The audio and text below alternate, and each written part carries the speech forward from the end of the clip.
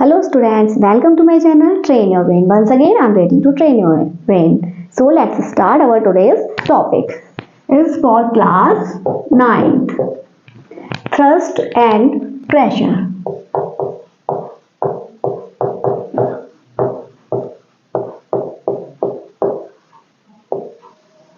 तो सबसे पहले हम डिस्कस करेंगे what is thrust. Thrust is a force that is perpendicular to the surface. यानी किसी सरफेस पर कोई फोर्स एक्ट कर रहा है और वो कैसा होना चाहिए, परपेंडिकुलर. मान लीजिए सरफेस है, इस पर कोई फोर्स परपेंडिकुलर वर्क कर रहा है, मींस 90 डिग्री के एंगल के साथ वर्क कर रहा है, तो वो कहलाता है थ्रस्ट. ठीक है, इतनी बात समझ में आई. तो जैसे कि इसका एग्जांपल देख लीजिए, जैसे कि आपको कोई स्कूल में देखते हैं आप लोग, नोटिस बोर्ड होता है, उसमें नोटिस जब भी लगाते हैं तो वो पिन जो लगाते हैं उसमें, तो आप क्या करते हैं, जैसे ये नोटिस बोर्ड है तो इसमें ये पेपर आपको सेट करना है, तो यहाँ से ये पिन्स लगाए जाते हैं ना, तो पिन पर आप क्या करते हैं, अपने थंब से एक फोर्स अप्लाई कर रहे हैं ना, मस्कुलर फोर्स, तो वो कैसा है, इस बोर्ड के परपेंडिकुलर ही तो है ना, तो वो क्या है, थ्रस्ट है.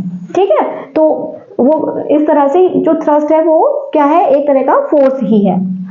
अब हम बात करेंगे प्रेशर की. प्रेशर क्या होता है, pressure is the thrust per unit area is called pressure. Thrust per unit area ये कहलाता है प्रेशर. तो क्या बनेगा, प्रेशर का फॉर्मूला क्या होगा, प्रेशर को ना P से डिनोट करते हैं, तो P इज इक्वल्स टू हो जाएगा थ्रस्ट अपॉन एरिया. अब देखिए थ्रस्ट जो है वो क्या है, एक तरह का फोर्स है, तो थ्रस्ट की ऐसा यूनिट क्या होती है, न्यूटन होती है. और प्रेशर भी यहां से देखते हैं, प्रेशर की क्या रहेगी, न्यूटन. थ्रस्ट क्योंकि फोर्स है तो उसकी न्यूटन, और एरिया की होती है मीटर स्क्वायर, तो न्यूटन पर मीटर स्क्वायर इसकी ऐसा यूनिट रहेगी. और जिसको कि ब्लेस पास्कल नाम के साइंटिस्ट हुए जिन्होंने की प्रेशर पर काफी वर्क किया है, तो उनके ऑनर में इसको पास्कल भी बोला जाता है. पास्कल, इसको PA से रिप्रेजेंट किया जाता है, तो 1 pascal is equals to 1 newton metre square. इसमें कोई डिफरेंस नहीं है, इसमें कंफ्यूज होने की बात नहीं. आप न्यूटन मीटर स्क्वायर भी लिख सकते हैं और पास्कल भी लिख सकते हैं. तो इतनी बात यहाँ से आपको समझ में आई. अब ये जो प्रेशर है, तो अभी अभी आपने समझा ना, थ्रस्ट पर यूनिट एरिया है. तो प्रेशर जो है वो सभी तरह के ऑब्जेक्ट्स जो है वो एक्सर्ट करते हैं. सॉलिड्स एंड फ्लूइड्स दोनों ही तरह के ऑब्जेक्ट प्रेशर एक्सर्ट करते हैं अगर वो किसी ऑब्जेक्ट पर रखे हुए हैं.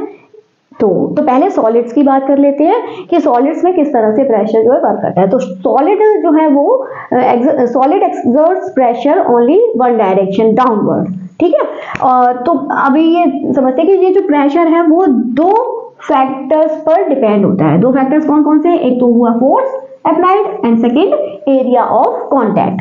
तो फैक्टर्स अफेक्टिंग प्रेशर कौन कौन से हैं, पहला तो है फोर्स अप्लाइड. तो फोर्स जो है, कोई भी अगर कोई सॉलिड है तो उसकी वेट की वजह से ही उसमें जो ग्रेविटेशनल फोर्स वर्क कर रहा है वही उस समय क्या कहलाता है, उसके लिए फोर्स अप्लाइड का काम करता है. अगर कोई सॉलिड ऑब्जेक्ट कहीं रखा है तो उसमें वो नीचे की तरफ डाउनवर्ड डायरेक्शन में एक प्रेशर एक्सर्ट करता है, जो कि किसके बराबर होता है, उसके वेट के बराबर उसका जो फोर्स होगा वो एक्सर्ट करेगा डाउनवर्ड. और पर यूनिट एरिया अगर हम उस फोर्स को जो है मेजर करेंगे तो वही कहलाएगा उसका प्रेशर. ठीक है, तो pressure is directly proportional to force applied, या थ्रस्ट भी लिख सकते हैं इसको, थ्रस्ट.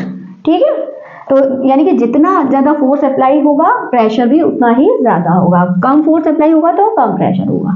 ठीक है, और सेकेंड फैक्टर होता है area of contact. Area of contact का मतलब है कि कोई ऑब्जेक्ट जितना एरिया जो है वो टच कर रहा है किसी जिस भी ऑब्जेक्ट पर रखा हुआ है उसका, यानी कॉन्टैक्ट में कितना एरिया आ रहा है उसके क्या होता है, वही यही एरिया है. तो pressure is inversely proportional to area of contact. तो इनवर्सली प्रोपोर्शनल यानी कि more the area of contact less the pressure and vice versa. यानी कि अगर ज्यादा एरिया है तो प्रेशर कम होगा, एरिया कम है कॉन्टैक्ट का तो प्रेशर ज्यादा एक्सर्ट होगा. इसको देखिए सॉलिड्स में कुछ एक एग्जांपल से समझते हैं कि ये किस तरह से एरिया ऑफ कॉन्टैक्ट वाला पार्ट समझेंगे. यहाँ पे एरिया ऑफ कॉन्टैक्ट ज्यादा होगा तो प्रेशर कम कैसे होगा. ठीक है। तो मान लीजिए ये डस्टर है, ये देख रहे हैं ना आप लोग डस्टर, तो इसके ये 3 डायमेंशनल है, ये कोई वुडन ब्लॉक है इसी तरह का आपका एक क्यूबॉइड वुडन ब्लॉक है। तो ये देख लीजिए इस तरह का मान लीजिए कोई वुडन ब्लॉक है, 3 डायमेंशनल है ये, इसके तीनों डायमेंशन क्या है, ये 20 सेंटीमीटर, ये 10 सेंटीमीटर और ये हाइट जो है इसकी वो 40 सेंटीमीटर है। तो ये जो वुडन ब्लॉक है और इसका मास क्या है, m = 5 kg, ठीक है। अब इस वुडन ब्लॉक को आप 3 तरह से प्लेस कर सकते हैं। देखिए इसकी हाइट है 40 सेंटीमीटर, लेंथ है 20 सेंटीमीटर और विड्थ है 10 सेंटीमीटर, ठीक है। अब आप इसको 3 तरह से प्लेस कर सकते हैं ना, एक तो ये हाइट इस तरह से यानी कि 20 और 10 वाला, 3 इसमें एरिया ऑफ कांटेक्ट बनेंगे। First condition A B C ले लेते हैं हम, 3 कंडीशन बनेंगी इसमें एरिया ऑफ कांटेक्ट की। एक तो 40 × 20 वाली, यानी कि 40 और 20 वाला ये जो है वो नीचे आएगा पोर्शन। दूसरा बनेगा 40 10 वाला, 40 × 10 एरिया ऑफ कांटेक्ट बनेगा। और तीसरा बन सकता है इसमें 20 × 10। ये 3 तरह से इसको प्लेस कर सकते हैं ना आप, ये चीज नीचे रख सकते हैं या फिर ये वाला साइड नीचे रख के या फिर ये वाली साइड नीचे करके। तो इस तरह से 3 कंडीशन बनती है इसकी एरिया ऑफ कांटेक्ट की, ठीक है। अब इसका मास जो है वो 50 kg है, तो सॉरी मास जो है 5 kg है। तो इस जो 5 kg मास की वजह से इस पर ये जो है ग्रेविटेशनल फोर्स इस पर लगेगा ना, तो वेट कितना हो जाएगा, जो फोर्स अप्लाई होगा इसके द्वारा डाउनवर्डली वो क्या होगा, ग्रेविटेशनल फोर्स के बराबर ही होगा। तो F = ma से देखिए, तो F = mg हो जाएगा, क्योंकि यहाँ पर ग्रेविटेशनल फोर्स लग रहा है। यहाँ मास है 5 kg, तो 5 × 9.8, अब ये न्यूटन हो गया। तो इसको कैलकुलेट कर लेंगे, 49 न्यूटन का जो है वो क्या लग रहा है, ये थ्रस्ट हो गया। F जो है वो थ्रस्ट होता है ना, तो ये थ्रस्ट जो है यानी परपेंडिकुलर जो फोर्स अप्लाई करेगा ये डाउनवर्ड डायरेक्शन में, वो कितना होगा, 49 न्यूटन। अब ये तीनों कंडीशन के लिए आप देख लीजिए कितना कितना प्रेशर एक्सर्ट कर रहा है। तो एरिया ऑफ कांटेक्ट कितना कितना निकल के आ रहा है, ये सेंटीमीटर्स में आएगा, सेंटीमीटर स्क्वायर में आएगा ये, ठीक है। तो चलिए देखते हैं ए कंडीशन के लिए, यानी PA मान लेते हैं कि ए कंडीशन के लिए कितना प्रेशर अप्लाई होगा। यहाँ पर थ्रस्ट कितना है, 49 न्यूटन, और एरिया ऑफ कांटेक्ट कितना है, 40 × 20, 40 × 20 और सेंटीमीटर स्क्वायर है। तो आपको पता है ना, अभी अभी आपने देखा ना क्या होती है यूनिट, न्यूटन मीटर स्क्वायर होती है। तो इसको सेंटीमीटर स्क्वायर को मीटर स्क्वायर में चेंज करना है हमें। तो मीटर स्क्वायर में सेंटीमीटर को मीटर में चेंज करेंगे तो हम क्या करते हैं, 100 का डिवाइड करते हैं, तो यानी कि 100 × 100 इस तरह से आ जाएगा। अब ये न्यूटन पर मीटर स्क्वायर हो गया, ठीक है। चलिए कैलकुलेट कर लेते हैं, 49/8 × 100, तो कितना आ जाएगा, 8 × 6 = 48, 1 बचा, पॉइंट आएगा, 8 × 1 = 8, 2, 8 × 2 = 16, 4 और 8 × 5 = 40, ठीक है। तो कितना आया, 6.125 × 100 = 612.5 न्यूटन पर मीटर स्क्वायर। ये निकल के आएगा आपका, अगर ए कंडीशन में प्लेस्ड है आपका वुडन ब्लॉक। ऐसे ही बी कंडीशन में अगर वुडन ब्लॉक है प्लेस्ड तो क्या प्रेशर रहेगा, 49 × 100 × 100 अपॉन 40 × 10, 40 × 10। तो यहाँ 49 को 4 से डिवाइड कर दीजिए, 4 × 1 = 4, 4 × 2 = 8, 4 × 2 = 8, 4 × 5 = 20 और ये × 100 ये आ जाएगा 1225 न्यूटन पर मीटर स्क्वायर। अब देखिए यहाँ से देख लीजिए आप लोग, एरिया ऑफ कांटेक्ट यहाँ कम हुआ ना, ये सबसे ज्यादा एरिया ऑफ कांटेक्ट है, ये सेकंड नंबर पर एरिया ऑफ कांटेक्ट है और ये थर्ड नंबर पर सबसे कम एरिया ऑफ कांटेक्ट रहेगा। तो सबसे ज्यादा एरिया ऑफ कांटेक्ट था तो प्रेशर कितना आया, 6.125 newton metre square. Second number पर उससे ज्यादा हुआ, कम हुआ एरिया ऑफ कांटेक्ट तो प्रेशर का वैल्यू बढ़ गया।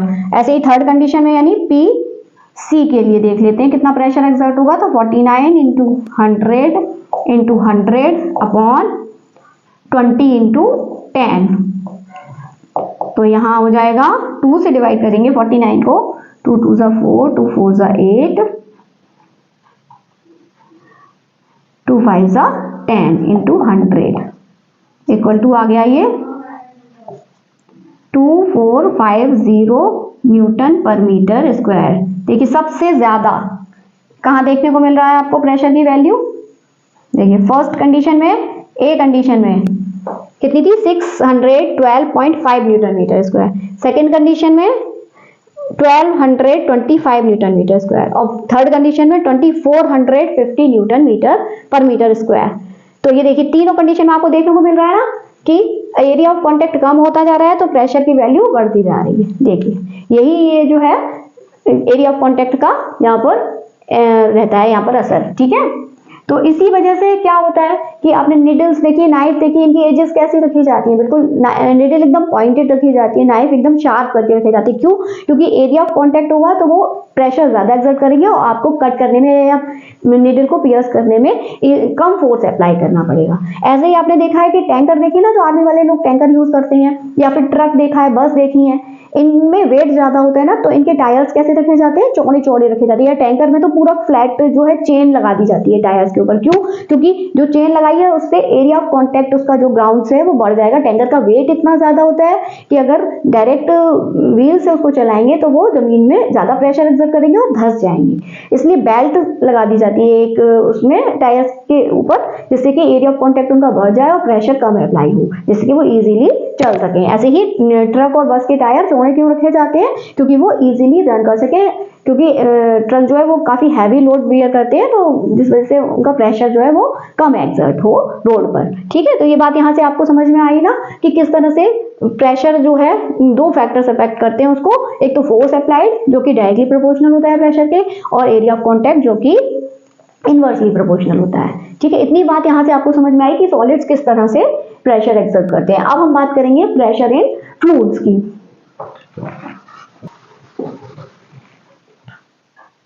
फ्लूइड्स आप सभी जानते हैं, the substances that has a tendency to flow are called fluids.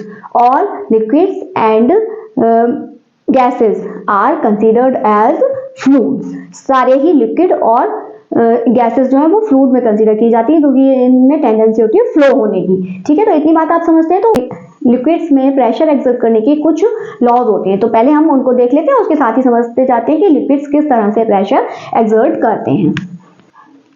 आइए देख लेते हैं लॉज ऑफ लिक्विड प्रेशर, यानी लिक्विड्स में प्रेशर एक्सर्ट करने के कौन कौन से लॉज होते हैं। Number 1, at a certain depth from surface of liquid pressure is same at all points. आप सभी जानते हैं कि लिक्विड्स जो हैं उनको आप किसी कंटेनर में स्टोर करके रखते हैं। तो अगर ये मान लीजिए लिक्विड है, आपने कंटेनर में स्टोर करके रखा हुआ है, तो लिक्विड के अपर सरफेस से सर्टेन डेप्थ तक, मान लीजिए इस डेप्थ तक, तो इस पॉइंट पर, इस डेप्थ पर अगर किसी भी पॉइंट पर आप देख लें तो प्रेशर जो एक्सर्ट कर रहा है लिक्विड डाउनवर्ड, तो वो क्या है, कितना होगा, इक्वल होगा। इसको आप इस तरह समझ सकते हैं कि आपके कंटेनर में पानी भरिए और सेम डेप्थ पर उसके चारों तरफ एक एक जो है होल बना दीजिए, उसको सैलो टेप से बंद करके तब उसमें पानी भरेंगे, और जैसे ही आप हटाएंगे तो क्या देखेंगे, आप सैलो टेप हटाएंगे तो कि वाटर जो यहाँ से निकलना शुरू होता है उसका फ्लो जो है वो चारों तरफ, चारों पॉइंट्स से सेम दूरी पर जाएगा, यानी कि चारों पॉइंट्स पर जो है बराबर की प्रेशर एक्सर्ट हो रहा है वाटर के अपर सरफेस से। यानी कि वही बात की ना, pressure is same at all points, यानी कि सेम डेप्थ पर किसी भी पॉइंट पर आप देखें वो प्रेशर जो है वो सेम रहता है। सेकंड पॉइंट है pressure exerted by liquids increase with depth.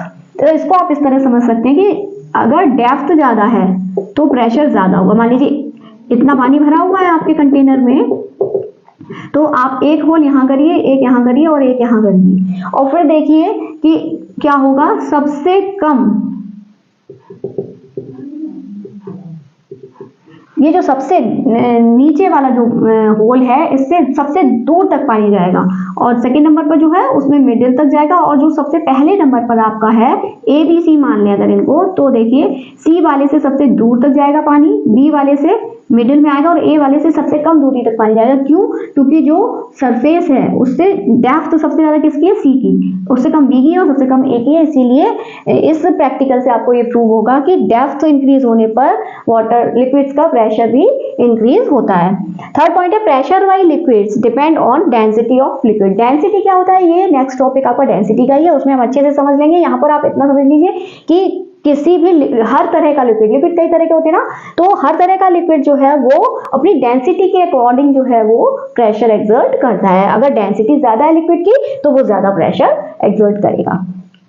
Liquids exerts pressure in all directions, यानी कि अभी आप ये डाउनवर्ड प्रेशर का आप देख रहे हैं, लेकिन लिक्विड्स जो है वो हर डायरेक्शन में जो है वो प्रेशर एक्सर्ट करते हैं। अभी इस कंटेनर में अगर लिक्विड भरा है तो ये ऊपर भी प्रेशर डालेगा, साइड वॉल्स पर भी डालेगा और बॉटम पर भी प्रेशर एक्सर्ट कर रहा है इसमें। अब देखिए, अब ये अभी आपने जाना ना कि इन ऑल डायरेक्शन लिक्विड जो है सारे डायरेक्शन में प्रेशर एक्सर्ट करते हैं। अब ये तो आपको दिखाई दे रहा है कि चलिए डाउनवर्ड हो रहा है, साइड वाइज भी हो रहा है प्रेशर एक्सर्ट, लेकिन ये अपवर्ड प्रेशर कैसे एक्सर्ट करते हैं इसका एक्सपीरियंस कभी आपने किया है ना? कि देखिए, कभी आपने कुएं से पानी भरा है? आप लोगों के एज के बच्चों ने नहीं भरा होगा। देखिए, कुएं से पानी भरते हैं तो क्या होता है कि जब तक बकेट जो है वो पानी में डूबी रहती है और आप उसको ऊपर खींचना शुरू करते हैं तो वो हल्की लगती है, और जैसे ही वो पानी से बाहर निकलती है और फिर आप उसको खींचेंगे तो आपको उसमें वेट फील होता है, ऐसा लगता है उसका वजन बढ़ गया। तो ये किस वजह से होता है कि वो जो पानी था वो बकेट पर अपवर्ड एक प्रेशर एक्सर्ट कर रहा था। तो उसी को क्या बोला जाता है? उसको बोला जाता है बॉयंट फोर्स। बॉयंट फोर्स, या फिर इसको बोला जाता है अप थ्रस्ट, क्योंकि परपेंडिकुलर होता है ये भी, ठीक है। एक ही बात है, बॉयंट फोर्स और अप थ्रस्ट। क्या होता है बॉयंट फोर्स और up thrust? Pressure exerted by a liquid in upward direction is known as buoyant force और up thrust, या फिर इसको बाउंसी भी बोलते हैं, बाउंसी, ठीक है। तो इसके बारे में थोड़ा सा हम बात कर लेते हैं कि buoyant force कितना एक्सर्ट कर रहा है कोई लिक्विड, ये उसकी डेंसिटी पर डिपेंड करता है, ठीक है। और दूसरी बात, अब जैसे आपने कभी एक्सपीरियंस किया होगा कि एक बॉटल लीजिए, वो जो आपकी कोल्ड ड्रिंक्स वगैरह की प्लास्टिक बॉटल्स होती हैं, उसको ऐसे खाली बॉटल को बंद करके और आप किसी बकेट में पानी लीजिए और उसमें डालिए, तो आप देखेंगे कि वो फ्लोट कर रही है उसके ऊपर।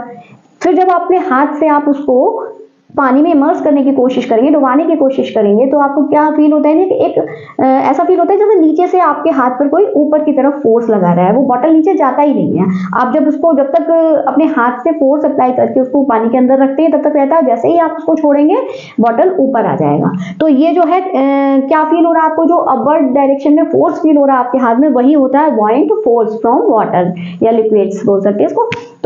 तो बॉयंट फोर्स क्या हुआ? An upward force exerted by a liquid on an object when it is partially or completely immersed in a liquid, ठीक है। तो देखिए अब किस तरह से, अगर कोई ऑब्जेक्ट आप पानी में इमर्स करेगा या फिर सिंक करेगा या फ्लोट करेगा, सिंक मीन्स यानी नीचे डूब जाएगा, या फिर फ्लोट करेगा ऊपर फ्लोट करेगा, ये दो बातों पर डिपेंड करता है। पहला तो बॉयंट फोर्स पर, बॉयंट फोर्स, और दूसरा अगर कोई ऑब्जेक्ट हम पानी में डुबा रहे हैं तो उस पर दो फोर्स एक साथ काम कर रहे हैं, एक तो बॉयंट फोर्स और दूसरा ग्रेविटेशनल फोर्स।